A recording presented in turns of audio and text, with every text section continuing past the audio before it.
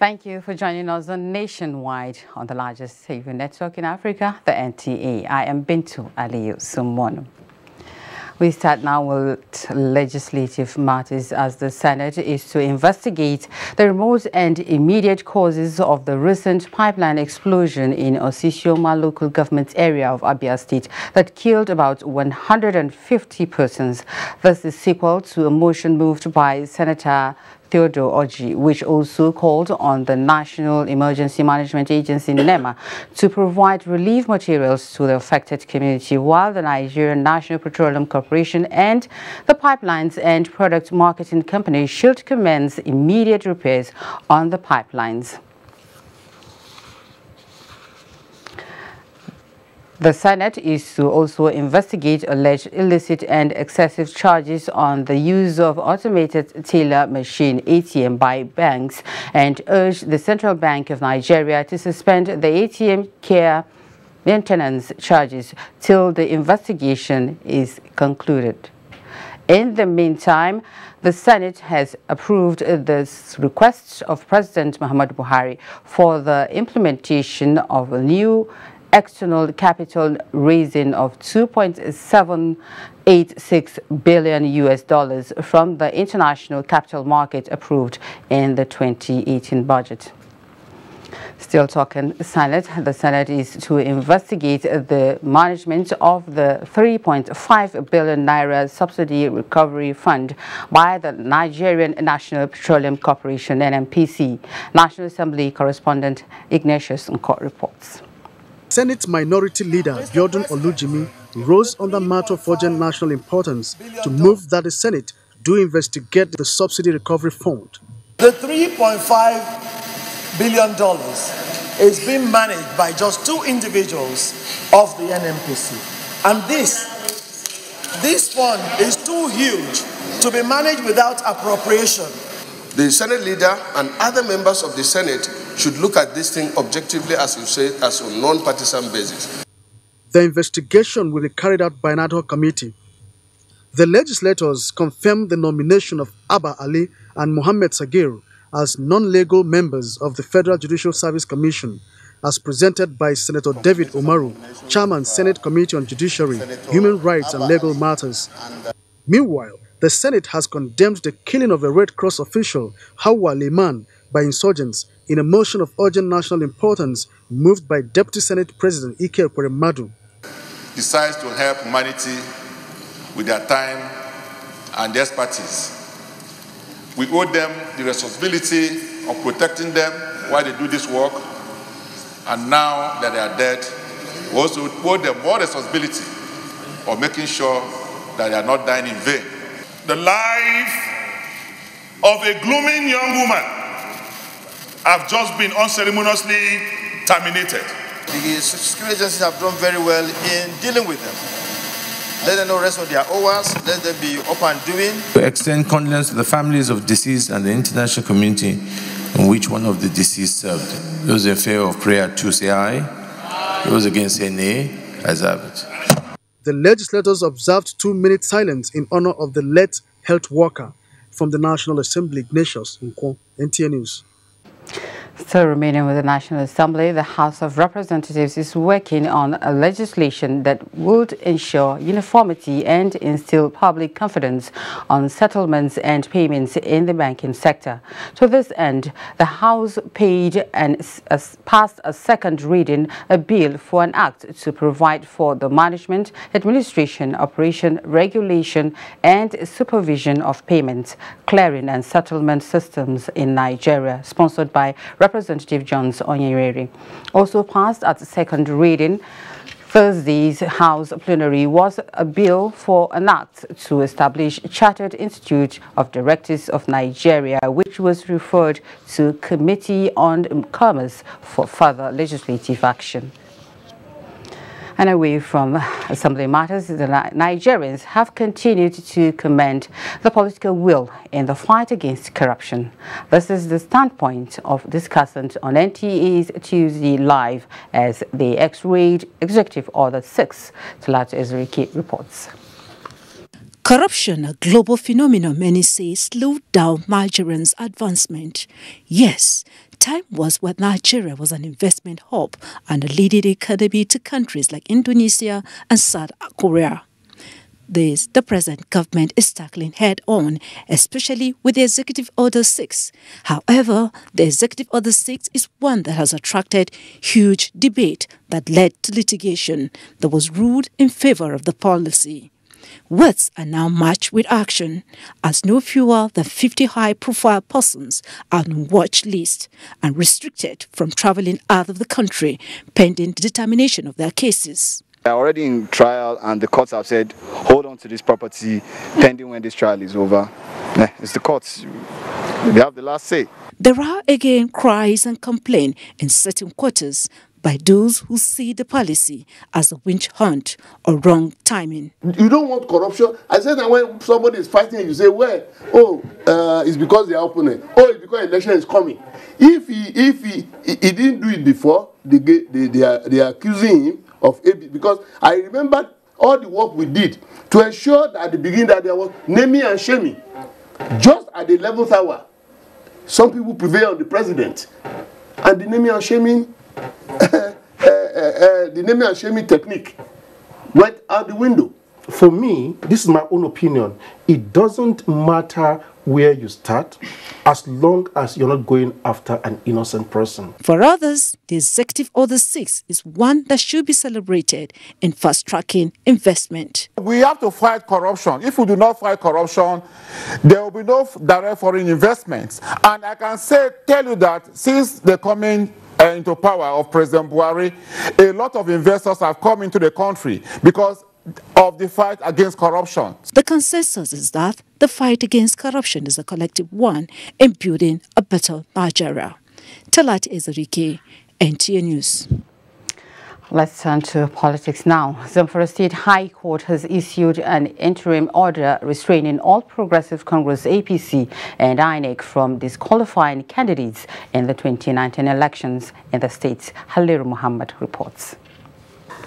Justice Mukhtar Yushau gave the order following a suit filed by the executive members of the party in the state. In the suit, plaintiffs are challenging the powers of the national leadership of the All Progressives Congress to cancel the election conducted on the 3rd of October 2018 and disqualify the candidates from contesting various elective positions in the 2019 general elections. The plaintiffs filed the application on behalf of 24 other candidates on the 8th of October this year through their counsel Muhammad Sani Katu. In his ruling, Justice Yushau issued an order of interim injunction saying the APC, its Northwest Zonal Chairman and INEC to maintain the status quo as at the time the plaintiffs filed the suit. The counsels to both the plaintiffs and the defendants speak. What we are challenging in that suit, the substantive suit, is they must recognize the results of the primaries held by APC Zamfara State chapter from the 3rd to the 7th of October. We have not filed our statement of defense, we have not filed our counter affidavit to the processes filed by the plaintiff. So, and we are within time. The court has not gone into the substance of the action, but an application was made, which was in the interest to maintain the status quo. The case has been adjourned to the 23rd of October this year for hearing to enable the defendants file their responses to the motion on notice before the court. In Gusau, Haliru Muhammad Umar, NTA News. And as the political stage heats up for the 2019 elections, officers and men of Kogi State, Nigeria Security and Civil Defense Corps are being trained to mitigate violence during and after the conduct of the elections. Francis Odojo reports. The program, which had various heads of security agencies, provided opportunity for the stakeholders to brainstorm and chart a way forward on how best they can achieve success in the conduct of the 2019 general election. Discussions centered on the role of security agencies before, during and after elections, ways of curbing electoral malpractices, and the need for INEC to be independent to deepen democracy in Nigeria. Assistant Commander General of the Nigeria Security and Civil Defense Corps, Zone H Headquarters, Makurdi, Osaro Osewinge said electioneering process is becoming advanced worldwide. Therefore, the conduct of personnel must meet best practices, stressing that NSCDC cannot be left out in this regard. We are then expected to ensure that the game is played according to the rules and regulations set up for the game. Administrative Secretary of INEC Kogi State, Mohammed Abubakar Siddiq said, on the part of INEC, necessary measures have been taken for positive results in the 2019 elections as sensitization of voters will continue. We will continue to mobilize and sensitize the voters. Other stakeholders took turn to assure Nigerians of their readiness to ensure the rules of engagements are maintained in elections. The event, which also featured interactive session, the organizers say will continue to create more avenues for stakeholders to do the needful before the 2019 elections. In Lokoja, Francis Udojo, NTA News. Thank you, Francis. Now let's join Dotun in Lagos for more stories on Nationwide. Over to you, Dotun. Thank you, Bintu, and welcome to Lagos. Economic and Financial Crimes Commission, EFCC, has arraigned one Abiola Kayode Malik and Maker Resources Nigeria before Justice Chuka Obiozo of the Federal High Court, sitting in Ikoyi, Lagos, on a 4-count charge of money laundering, impersonation, and cybercrime. Abolore Ogbara reports on the court proceedings. The defendant was first arraigned in July this year, which there was a discussion for a plea began.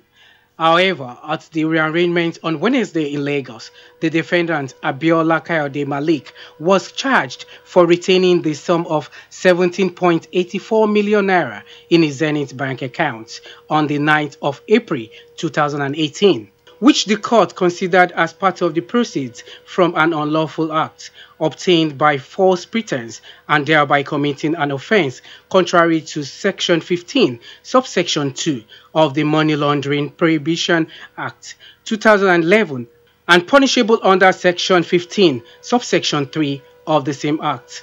The accused, between the 18th day of December 2014 and 4th day of April 2018, also took possession of the sum of 143,021,925 naira 36 kobo in his Zenith bank account, which the Honorable Court regarded as an unlawful act. In 2017, the defendant was also accused of acquiring a Mercedes-Benz C300 2015 model valued at 14 million naira. The court said the property forms part of the proceeds of an unlawful act obtained by false pretense. In 2018, the accused also impersonated one Daniel Dwayne, a name he used for his social media account, and thereby committing an offense contrary to Section 22, subsection 3A of the Cyber Crimes Act 2015 and punishable under Section 22, subsection 4 of the same act. The accused person pleaded not guilty to 4-count charge. Counsel to the accused person made the application for bail, but the prosecution counsel, Zainab Eti, requested that the accused be remanded in prison until the next hearing, Monday the 22nd of October. It will be recalled that the country's Anti-Graft Commission, the EFCC, in June this year categorized cybercrimes as the latest form of terrorism and corruption. In Lagos, Abolore Ogbara, NTA News. The Lagos State government has reiterated its commitment to providing qualitative entrepreneurship training for students across tertiary institutions in the state through its Ready, Set, Work program. Governor Akinwumi Ambode made the pledge at the final stage of the business pitch competition and global challenge of the Ready, Set, Work at the Lagos State University in Ojo. Nosa Usula reports. Ready, Set, Work is an employability and entrepreneurship training initiative of Governor Akinwumi Ambode, which has been described as the most needed tool for graduates to excel in their chosen professions and careers. The governor, who was represented by the Special Advisor on Education, Obafela Bank Ulemo, explained that the initiative is part of the state government's vision to ensure that undergraduates gain global exposure and enhance their employability. The reason they went through this program was because they were privileged to school in Lagos. Lagos State is the only state in Nigeria that has a program like this. Some of the participating students comment. My business is about snail. What we do is to sell snails. We have it in varieties. We have frozen, we have oven-dried snails. We also have fresh one, depending on how you want it. And also, we recycle the snail waste. For instance, the snail shell into a calcium powder and the snail water for health purposes. These eggs are capable of managing diabetes, anemia, high blood pressure, gastric ulcer, even sexual potency.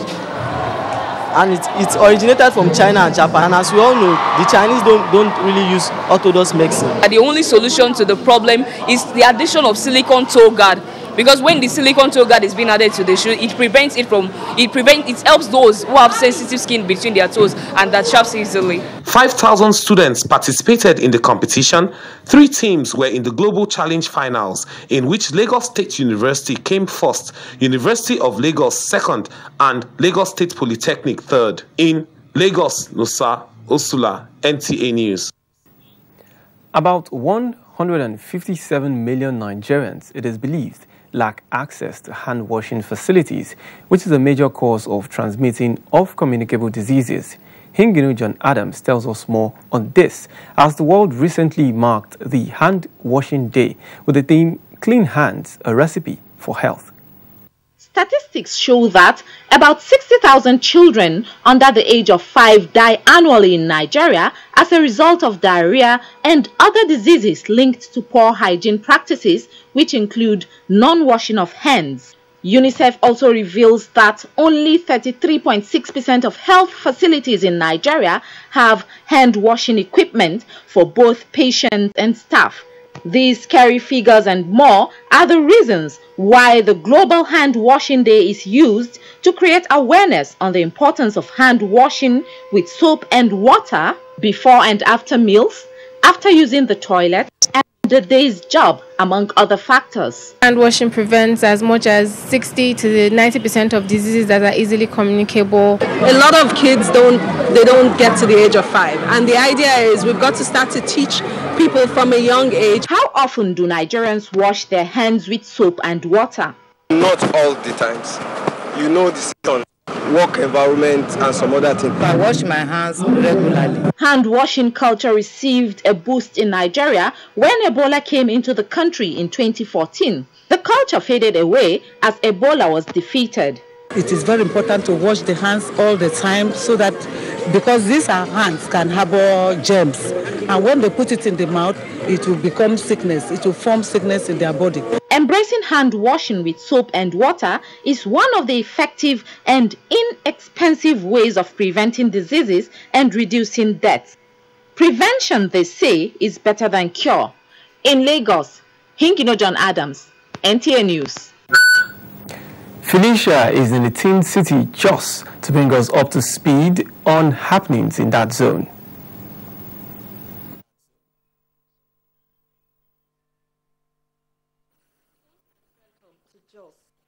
Governor Simon Lalong has assured the people of his administration's commitment to do everything within its powers to safeguard citizens from any human rights violation. The governor gave this assurance when he received the executive secretary of the National Human Rights Commission at the Government House, Little Rayfield. Priscilla Grumnan reports. The Executive Secretary, Mr. Anthony Ojukwu, who led other management staff of the Commission, said the team is in Plateau State to condole the government and people over the unfortunate disturbances in the state.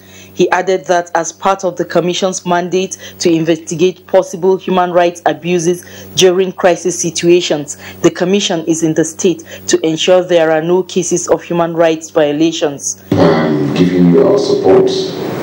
We keep going around the communities to tell them on the beauties of peaceful coexistence, because without peaceful coexistence, development is difficult. The governor said despite the recent security challenges facing the state, Plateau State remains one of the most peaceful states in the country. He reassured of an all-inclusive governance and stressed that no criminal elements will have a hiding place under his watch. We will maintain exclusive governance, not only the people of Plateau State, but all every nationalities in this state are all involved in this government. The governor further appealed to the commission to avail the state government with the report of findings that will help the state forge ahead. In Jos, Priscilla Grumnan, NTA News. To boost internally generated revenue and put the state on the path of economic development, Plateau State government is collaborating with the federal ministries, departments and agencies, MDAs, operating in the state to streamline modalities for the collection and remittance of all revenues accruable to the state from the federal establishments. This is following the report of non-remittance of over 11 billion naira owed the state from 2005 to 2013. Kim Godds completes the reports. The importance of tax revenue cannot be overemphasized, as the interactive conference is to ensure that all taxes due to Plateau State from federal government agencies are promptly remitted. Governor Samuel Lalong, represented by the Commissioner of Finance, said in view of the dwindling revenue accruing to the state from the monthly federation allocation due to the fall in international crude oil, tax stakeholders must ensure immediate remittance of all taxes to the state. There is no better time than now for the federal government to come to the rescue of the state from the impunity of these tax evaders. It is the responsibility of those MDAs to pay those taxes to the government, because the government needs that money to provide services to the individual, to the citizens of the state. This effort was aimed at recovering all outstanding tax liabilities against the federal ministries, department, and agencies owned to Plateau State Internal Revenue Service between 2005 to 2013. The conference is to further sensitize MDAs and taxpayers to be deeply involved in tax administration. In Jos, Kim Godds, NTA News. That's our package from Jos, still on Nationwide with news after the break. Hate speech is not a joke. It incites genocide and crimes against humanity. Most of Africa's civil wars are caused by hate speech from one tribe against another. We don't want it here. The Nigerian government stands firm against hate speech.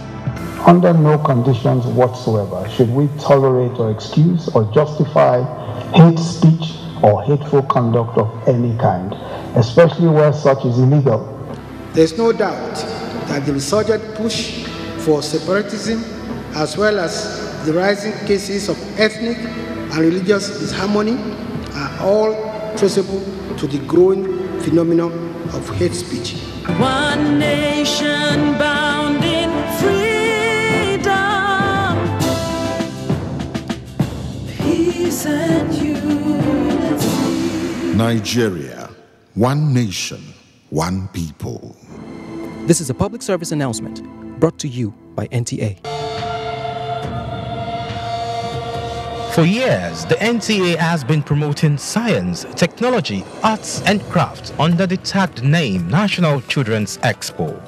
We are set with another edition as we gather children around Nigeria, junior category ages 6 to 12 and senior category ages 13 to 18.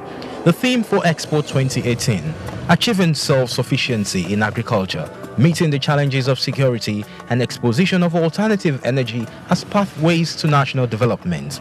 Date, October 21st to 25th, 2018. Venue, NTA Headquarters Arena, Area 11, Garki, Abuja. We are set to celebrate the best of innovation across the country.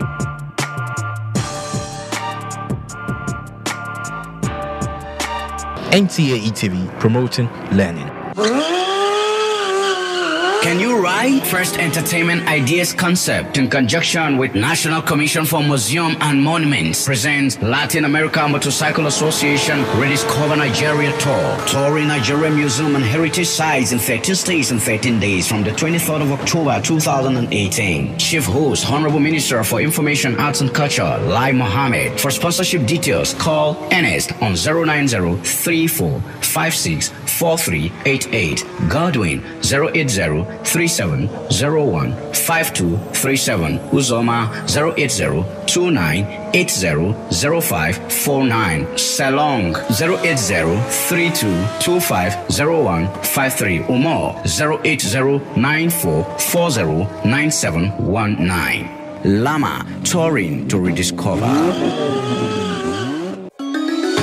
EA Nigeria, a citizen participatory program, will soon be on your screen. It will transmit Mondays to Thursdays by 6 p.m. on NTA Hausa, Igbo, and Yoruba channels, and NTA Entertainment, all on NTA Star TV network. EA Nigeria seeks to promote the appreciation of our indigenous languages, citizen civic responsibility, nationalism, and capacity building. It also helps to address misrepresentation of our national symbols. EA Nigeria is a live phone-in TV program, so you can join in the conversation. For sponsorship and participation, please contact these numbers.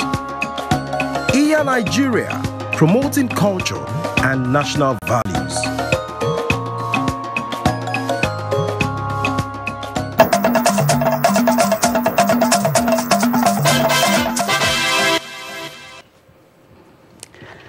Thank you for staying tuned to Nationwide on the network service of the NTA. Now, Chairman Rapid Response Committee and Permanent Secretary, Minister of Education, Sonny Echenu, has directed all governing boards and rectors of polytechnics where perceived union members were victimized to immediately reverse the decision. The directive was part of measures taken at a meeting with the committee and leadership of Academic Staff Union of Polytechnics, ASUP, which gave government 3 weeks ultimatum to address its challenges, one of which is the victimization of members or embark on industrial action. Echenu, who described the meeting as fruitful, explains further that other decisions taken in addressing the union grievances. And we are acting on this instruction. On the non-release of Ponti's 15 migration, we have received assurances from the Minister of Finance and Accountant General's office that a number of steps will be taken quickly to ensure that we put this behind us by December this year. Abdullahi Musa Suleja reports that ASUP President Usman Duzi promised to convey the government's decision on the National Working Committee of the Union and report back to government soonest.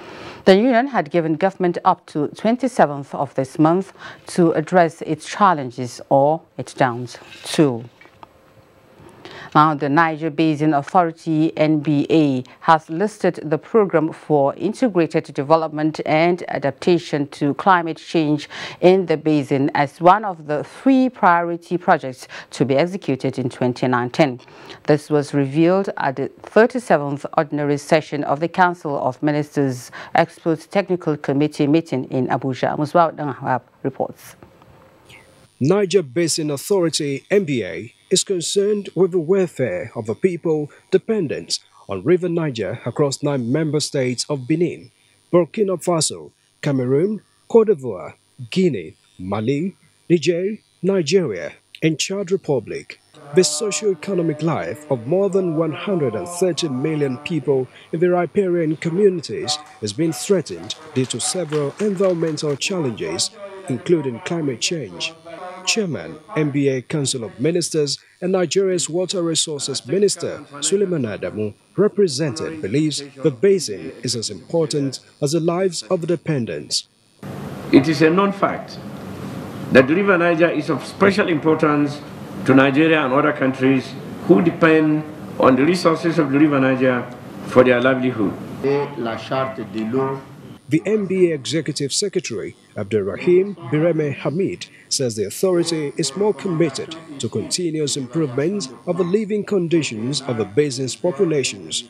He said the NBA is set to go beyond political rhetorics, ready to raise the authority to the forefront of the international scene to promote the basin's development and to ensure the preservation of each member country's natural resources.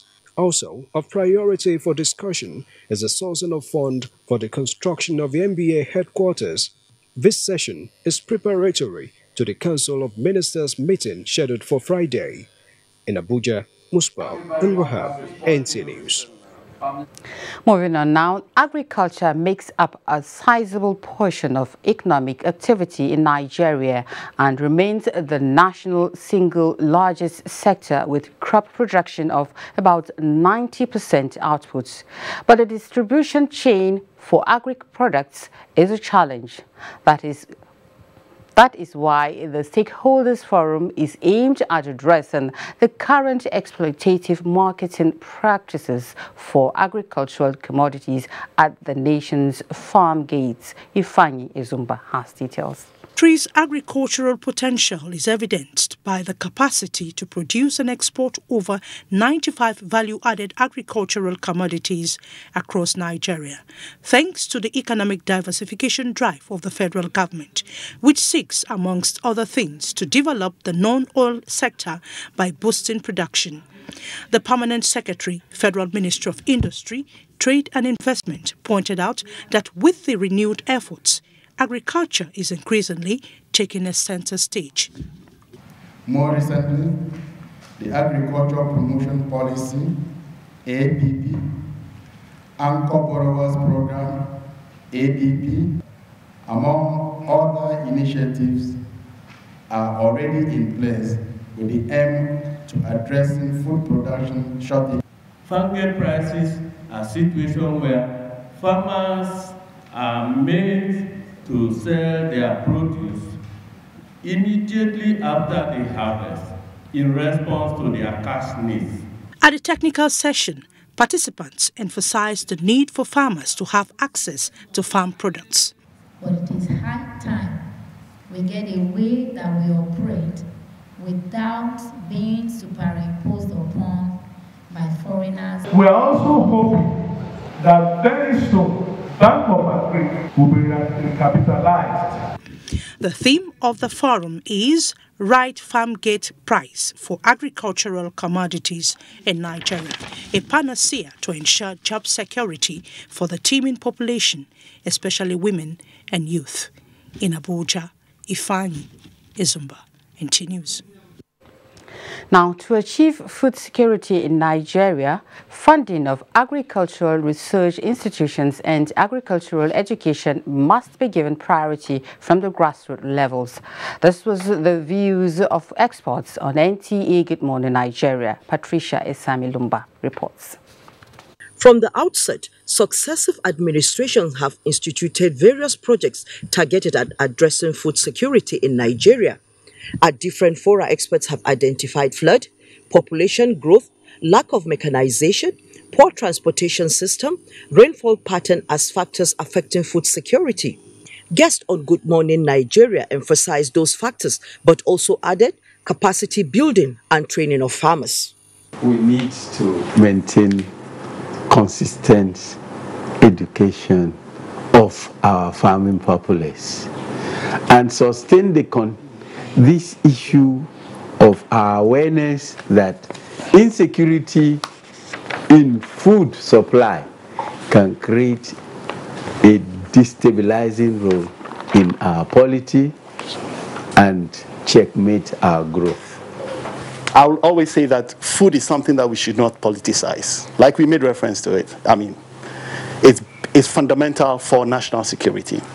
They commend the presidential fertilizer initiative of the present administration introduced to improve access to food security. From the Northeast, I'm happy there are some very interesting news. Most of the IDPs that we are always talking about have gone back to their lands. Some have done substantial farming, most especially in Yobe State, where no IDP camp exists presently, and then all of them are back to their lands. They are all gone back to the farm with plenty of good news of harvest, etc. Sectors are opening and making available to farmers. So we believe that in time, with the right kind of push, and if this tempo continues, we'll be able to sustainably provide food security for Nigerians. To accelerate progress towards zero hunger by 2030, the guest, however, suggests that government should support farmers with some form of capital to boost the farming sector. In Abuja, Patricia A. Semiluba, NTA News. The federal government has approved the issuance of $2.9 billion in Eurobonds and other securities from the international capital market. Minister of Finance Zainab Ahmed, who announced the approval while briefing journalists after the meeting of the Federal Executive Council, said this is to enable the implementation of the external borrowing plan provided for in the 2018 Appropriation Act towards funding capital projects. More reactions trail nomination of Peter Obi as running mate of Atiku Abubakar. For details of this and other stories, let's join Bright in Enugu. Bright, take it away. And welcome to Enugu. To ensure that the federal government is held accountable to its responsibilities, Enugu State government has directed all MDAs and government institutions to ensure they remit their taxes as at when due to the Federal Inland Revenue Services, as taxes are no more acceptable to both the state and its MDA and agencies. Commissioner for Enugu Capital Territory, Chidi Aru, stated this while briefing journalists on the outcome of the State Executive Council meeting held at Government House, Enugu. Ijoma Weke has the details. Mr. Arrow, who stood in for the Commissioner for Information, said the state government directed the Board of Internal Revenue to go into negotiation with the Federal Inland Revenue Service with the aim of resolving all outstanding liabilities of the state government in ministries, departments and agencies with the Federal Inland Revenue Services. Indeed, the first part of this work had been done, and by negotiation between the state government and the Federal Inland Revenue Services, the total exposure of the state government to Federal Inland Revenue Services was totaled at 547,680,877 naira 11 kobo. There is efforts to reach a mutual agreement in which the state will liquidate this in 18 months. The Executive Council approved 50% discount in all accrued land in Enugu to enable debtors pay on or before 31st December 2018. The Commissioner said the land use charge law passed this year consolidates all payments to be made by property owners in the state. Also approved is the extension of CSDP project to the 9 local government areas yet to benefit from the World Bank project. Due to the performance of new map and ramp in the state, State Executive Council approved the commencement of procurement process and award of contract to sustain access to rural populace. In Enugu, Ijomu Gweke, NTA News. The ban on spraying of money across Nigeria has been eliciting reactions from members of the public. Although they lauded the initiative, some people are, however, skeptical about the implementation. Beauty Helbamie has more on this. The Nigerian Apex Bank CBN, through its spokesperson Isaac Okorafor, has warned that anybody caught spraying money at parties would face the risk of going to jail or pay the 50,000 naira or both. The new directive is that a mobile court has been set up to summarily try offenders. The police and the Ministry of Justice have been enlisted in the operation. How feasible is the directive? It will be difficult in Nigeria. It will be very difficult because they cannot compare what is happening overseas to what is happening in Nigeria. We have a peculiar culture that if you don't spray money in an occasion, that occasion is not complete. The directive that we should not be spraying naira in our parties is a good idea, but I don't know how we can manage it. This is not the first time the CBN will come up with such policy without success. Another disturbing aspect of the spraying of money at ceremonies is the fact that as the money literally disappears from commercial banks, they find their way into the hands of hawkers who either display them by the roadside or at ceremonies. An action the CBN says is an abuse of the manner in which the nation's currency is being handled has been a source of concern to the Apex Bank, necessitating the new directive, which leaves observers wondering how the policy will work or when it is going to take effect, as no sensitization is ongoing at present. In Enugu, Beauty Robame, NTA News. That's our contribution from Enugu. Let's now join Sokoto, where Asmao is standing by. Thank you, Bright. Good afternoon and welcome to Sokoto. Paddy rice farmers in Sokoto State have lost farm produce worth over 77 billion naira to flood. The farmers disclosed this during an assessment visit by officials of Rice Farmers Association of Nigeria and other stakeholders to Wurno and Gorenyo local governments. Aminu Bello Kaoji completes the story. The officials of Rice Farmers Association of Nigeria, Central Bank of Nigeria and other stakeholders visited Wurno and Falalia irrigation scheme Gorenyo and Fadama site at Wamoko. At all the irrigation scheme visited, flood had destroyed the rice planted for this year's wet season. As a result of the flood, the hope of many farmers were dashed. They told the visiting officials that they have lost rice worth over 27 billion naira to the flood. The 18,000 affected farmers appealed to federal government to come to their aid. Sokoto State Chairman, Rice Farmers Association of Nigeria, Ibrahim Salihu said more than 27,000 paddy rice farmers were given loan by the federal government to enable them engage in this year's wet season farming. He, however, regretted how flood had ravaged and destroyed 85% of the total production of the farmers. This is quite devastating, and this has cost our farmers and in fact the entire nation a great loss in terms of this federal government's drive in rice production. The farmers were only able to harvest 15% of what they have produced. In Sokoto, Amini Belleka OJ, NTA News. The National Industrial Court in Sokoto has commenced sitting on the case filed before it by two former permanent secretaries sent on compulsory retirement by the Sokoto State Government. Dalhatu Abdullahi has the report. The case filed on the 20th of September 2018 was scheduled for mention today. It was filed by two former permanent secretaries, Suleiman Sarkin Fulani Hamadu and Aminu Haliru Dikko, over their compulsory retirement by the Sokoto State Government in August this year. Counsel to the claimants, Barrister Shehu M. Jodi, told the court that the first claimant was present in court while the second was absent due to ill health. Counsel to the defendant and the former Attorney General of Sokoto State, Suleiman Usman SAN, prayed the court to adjourn hearing of the case to enable him prepare a written address on the matter.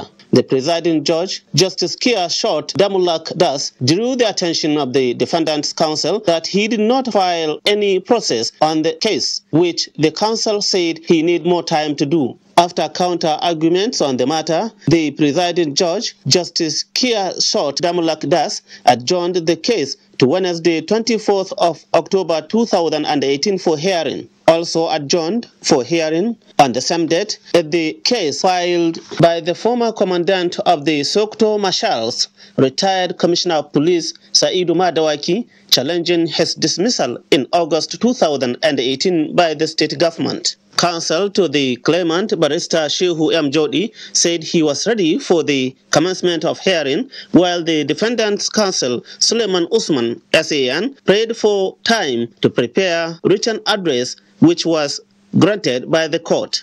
In Sokoto, Dalhatu Abdullahi, NTA News. And that's our package from Sokoto. The news will continue with Bintu in Abuja. Good afternoon. Come again when we all gather at the Unity Forum to celebrate the uniqueness of our cultural diversity and showcase the beauty of our cultural creativity and ingenuity. It's the National Festival of Arts and Culture, NAFEST, in the Garden City of Port Harcourt, Rivers State. Come, let's celebrate our culture and heritage. Hold it 20th to 27th October 2018. Special features, dance drama, traditional wrestling, indigenous textiles and cuisine, arts and crafts exhibition, entrepreneurship roundtable, skills acquisition, and many more. 20th to 27th October 2018. Be a part of history. It's NAFEST Rivers 2018, the festival that unites the nation. Otumba Olusegun Runshewe, DG National Council for Arts and Culture, announced. Fake news which is shared for malicious purposes is a danger to our peace and security in Nigeria. Misinformation as fake news is a serious threat to our hard-earned democracy and promotes hatred and misunderstanding between our communities. We are all responsible for stopping the spread of fake news in its tracks. So, always check the source and credibility of any news item. Say no to fake news. This message is brought to you by the Federal Ministry of Information. Agenda 2030. As a successor framework for the Millennium Development Goals, the global community rolled out a bigger, deeper, and more encompassing framework called the Sustainable Development Goals, designed to transform our world, lift the poor out of poverty, as well as ensure inclusive and healthy society. On Agenda 2030, we take you on a media trip to the global destination of the future we want. With everyone on board, we focus on the people and their struggle, the civil society and their agitations, the government and her development effort, the global development agenda, its 17 goals and 169 targets. We bring you all the deliberations, insightful conversations, and high-level partnerships on the road to global destination. Agenda 2030, showing on this channel. Agenda 2030, leaving no one behind. Yeah, Modena. Mode. Do you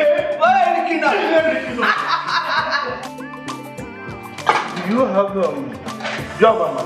Yes. And Abula? Yes, sir. Black or white? Yamala.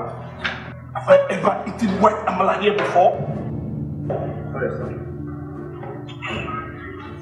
Give me Amala and Abula.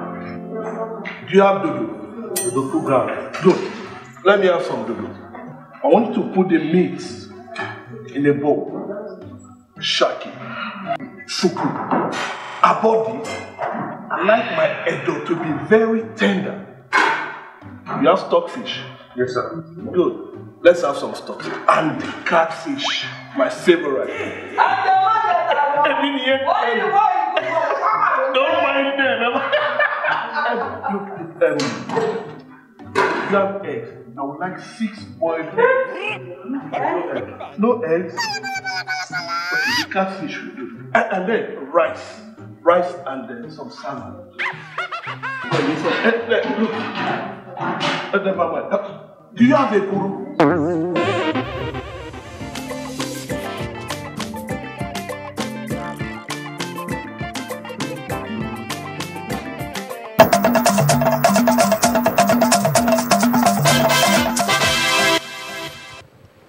It's good to know that you're still tuned to Nationwide, and thank you for doing that. Now, Commander, National Drug Law Enforcement Agency, Federal Capital Territory, Chinyere Obijuru, has urged Nigerians to extend the message about the harmful effects of illegal drug business across the country. The commander made this known at a press briefing on the special operation by the FCT Command. Chidimma Anson reports.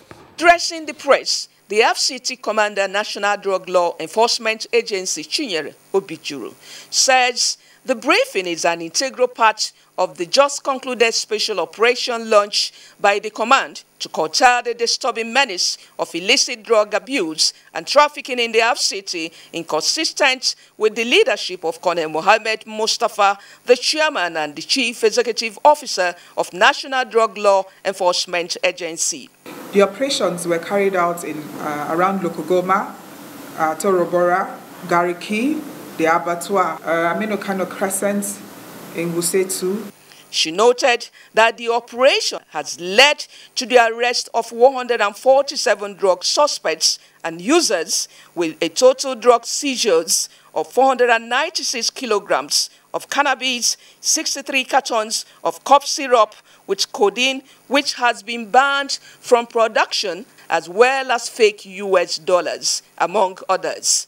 Include Oba Clifford, Dauda Elisha, Abubakar Audu, and Mohammed Adamu. They have all been charged to court. She used the forum to express her appreciation to the FCT minister for his passionate commitment to the command. Some of the suspects confessed to the crime, including one who claimed to be a youth corps member. She, however, appealed to the members of the public to assist the agency with useful information on drug activities. Chidimansin Agomo, NTA News. Moving on now, the menace of substance use disorder record shows has eaten deep into the productivity sector of the economy as it directly affects youth.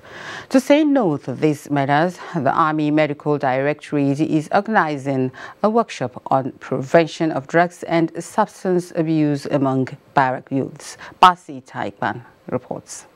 And youth on the adverse consequences of drug abuse. Saying no to drug abuse is the reason for this gathering of barrack youths from Mogadishu cantonment in Abuja.